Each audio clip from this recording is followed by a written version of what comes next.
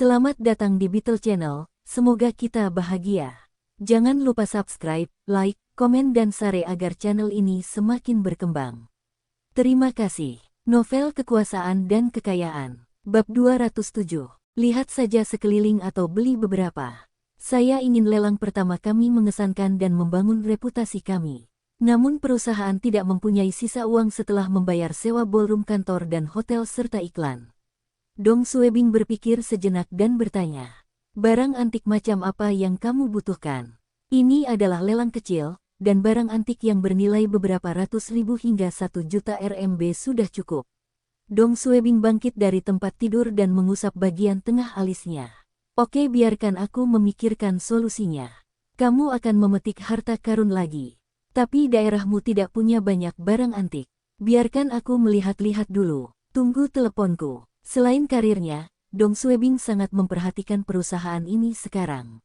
Dia telah menginvestasikan seluruh tabungannya, dan jika lelang pertama gagal, akan sulit bagi perusahaan untuk bangkit kembali. Lelang pertama tidak boleh gagal karena ini menyangkut kebahagiaannya di masa depan. Setelah mencuci muka, Dong Suebing sadar dan pergi mencari toko barang antik. Kabupaten Yantai tidak sejahtera seperti Beijing, dan hanya ada beberapa toko barang antik di sekitarnya. Saat itu sudah jam 7 malam dan sebagian besar toko tutup. Dong Suebing pergi ke pusat kota dan bertanya kepada beberapa orang apakah ada toko barang antik di sekitar. Pada akhirnya, dia tidak dapat menemukannya. Saat dia sedang berjalan di jalanan, dia melihat dua orang mengendarai sepeda melewatinya. Itu adalah Hu Xilian. Ketua Dong. Hu Xilian menghentikan sepedanya dan berkata, kebetulan sekali. Dong Suebing telah bertemu pria di samping Hu Xilian di rumah keluarga. Direktur Hu pergi berbelanja dengan suamimu. Hu Xilian tidak mengenakan seragamnya hari ini dan mengenakan gaun berwarna cerah. Haha, tidak, unit suamiku ada acara hari ini, dan kami pergi berdansa di ballroom seberang alun-alun di sana. Ketua Dong, kamu mau berbelanja? Suami Hu Xilian pun turun dari sepedanya. Dia telah mendengar dari istrinya tentang apa yang terjadi di biro hari ini dan sangat sopan kepada Dong Suebing. Dong Suebing tersenyum. Saya mencari toko barang antik, tetapi saya tidak dapat menemukannya. Hu Xilian tersenyum dan bertanya, Ketua Dong, Anda seorang kolektor barang antik. Biarkan aku pergi bersamamu. Saya ingat ada toko barang antik di dekat sini. Seharusnya masih buka sekarang. Hu Xilian menoleh ke arah suaminya dan mengulurkan tangannya. Berikan tasku dan kembali dulu. Suaminya segera memberikan tas tangannya dan mengucapkan selamat tinggal pada Dong Suebing. Dia tampaknya sangat patuh pada Hu Xilian. Dong Suebing memperhatikan hal ini dan berpikir sendiri. Berbeda dengan perempuan di sektor pemerintahan. Jika suaminya berkedudukan lebih rendah darinya, maka statusnya di rumah akan lebih rendah. Hu Xilian dan suaminya mengingatkannya akan hubungannya dengan Xie Huilan. Saat dia bersama Xie Huilan, sikapnya juga sombong. Saudara Hu, nama belakang suami Hu Xilian juga Hu, kata Dong Suebing. Jika nanti kamu tidak punya apa-apa, ayo pergi bersama.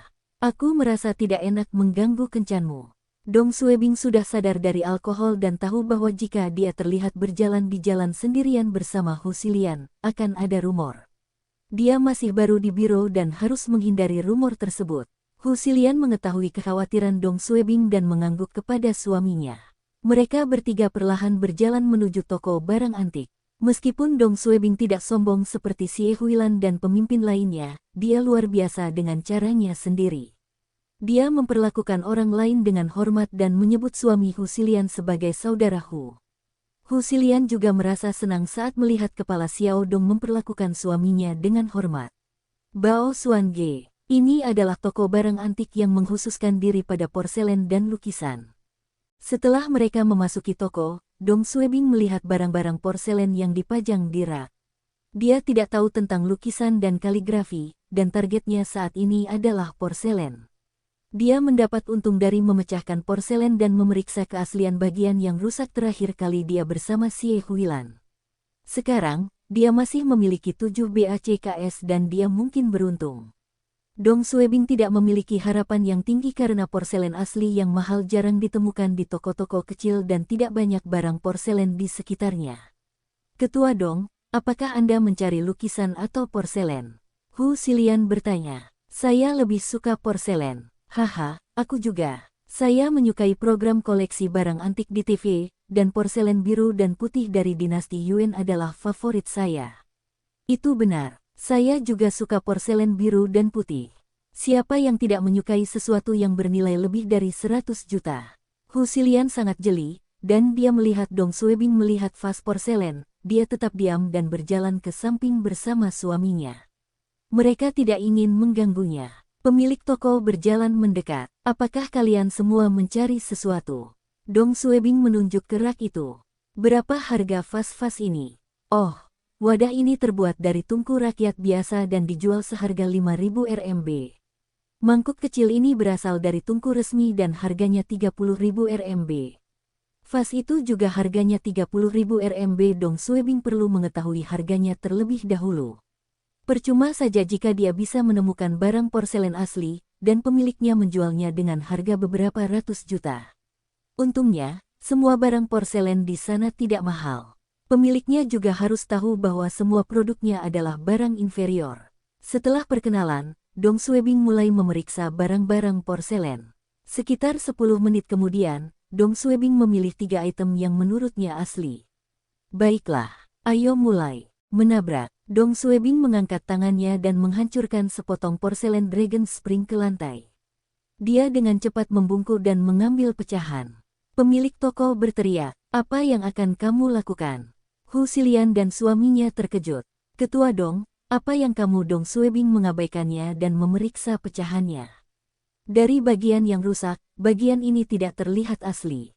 Dia segera mengambil benda porselen lainnya dan membantingnya ke lantai beton, sebelum mengambil bagian yang rusak untuk dipelajari. Pemiliknya bergegas maju dan mengangkat tinjunya untuk memukulnya. Hu Xilian ingat Dong Suebing pernah mabuk sebelum datang ke sini dan mungkin mabuk. Sebagai bawahan, dia tidak bisa melihat pemimpinnya dipukuli di hadapannya. Dia mendorong suaminya dan dia berlari untuk menghentikan pemiliknya. Dong Suebing menggelengkan kepalanya setelah dia memeriksa pecahan itu dan menghancurkan benda porselen ketiga. Barang porselen ketiga juga bukan barang antik asli. Setelah beberapa saat, Dong Suebing bergumam. Kembali 1 menit, semuanya sepi di toko barang antik. Hu Xilian dan suaminya sedang mendiskusikan mangkuk porselen, dan pemiliknya menjelaskan tentang vas porselen biru dan putih kepada Dong Suebing. Dong Suebing berpura-pura mendengarkannya dan mengambil 3 item dari rak. Menabrak. Dong Suebing melemparkan satu benda ke lantai dan mengulangi apa yang dia lakukan sebelumnya. Ini tidak terlihat asli. Ini juga tidak nyata. Ini palsu lainnya. Dalam waktu setengah jam, Dong Suebing menggunakan bag selama 6 menit. Dia hanya punya waktu 1 menit lagi. Hu Xilian memutuskan untuk membeli mangkuk porselen. Itu tidak mahal dan harganya sekitar 1.000 RMB. Ketua Dong, barang apa yang kamu beli? Dong Suebing tersenyum. Saya masih belum menemukan apapun yang saya suka. Hu Xilian menunjuk ke cangkir 5 warna. Menurutku ini karya yang bagus. Dong Suebing telah memecahkan cangkir ini sebelumnya, dan dari pecahannya, cangkir itu tidak terlihat asli. 6 menit kembali terbuang sia-sia tanpa hasil apapun. Sepertinya kualitas barang antik di toko ini buruk. Haruskah saya menggunakan 1 menit terakhir di sini? Dong Suebing dengan lesu mengambil patung Guanyin sambil berpikir. Hu Xilian melihat Dong Suebing memandang Guanyin tanpa mengucapkan sepatah kata pun dan mengira dia menginginkan patung ini. Kamu ingin mengembalikan patung Guanyin ini? Suami Hu Xilian memandangi patung itu dan mengingatkannya. Ini bukan barang antik. Ini adalah karya seni modern. Hu Xilian menatap suaminya. Kepala Dong tahu ini bukan barang antik. Kamu tidak perlu mengingatkannya. Suaminya diam saja setelah itu. Dong Suebing juga mengetahui bahwa patung Guanyin jenis ini dapat ditemukan di setiap mall, dan harganya kurang dari 200 RMB. Dia mengambil patung itu karena dia tenggelam dalam pikirannya. Sudahlah. Bahkan jika saya menghancurkan beberapa barang lagi, saya tidak akan menemukan barang antik asli. Saya seharusnya tidak menyia-nyiakan kembali saya lagi. Setelah mengambil keputusan, Dong Suebing meletakkan kembali patung itu ke rak. Ayo pergi. Saat Dong Suebing berbalik, lengannya secara tidak sengaja menyentuh dasar patung Guanyin. Dong Suebing masih sedikit mabuk setelah minum, dan reaksinya lambat. Sebelum dia sempat bereaksi, patung itu jatuh dari rak. Hu Xilian tersentak dan segera meraih untuk menangkap patung itu. Namun, semuanya sudah terlambat.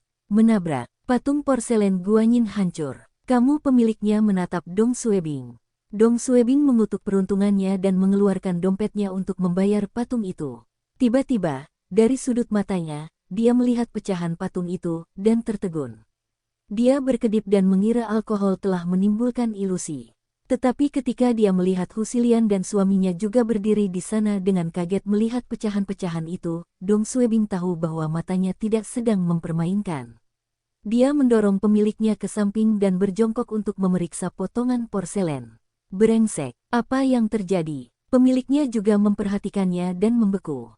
Ini Dong Suebing tidak banyak berpikir dan menggunakan bek terakhir. Pemandangan di depan matanya bersinar. Kamu ingin mengembalikan patung Guanyin ini? Hu Xilian tersenyum dan bertanya. Suami Hu Xilian, ini bukan barang antik. Ini adalah karya seni modern. Hu Xilian menatap suaminya. Kepala Dong tahu ini bukan barang antik. Kamu tidak perlu mengingatkannya. Ini 1 menit sebelumnya. Tubuh Dong Suebing bergetar dan dengan cepat meraih erat patung Guanyin itu. Dia menekan kegembiraannya dan bertanya kepada pemiliknya. Bersambung, terima kasih telah menyaksikan dan mendukung channel ini.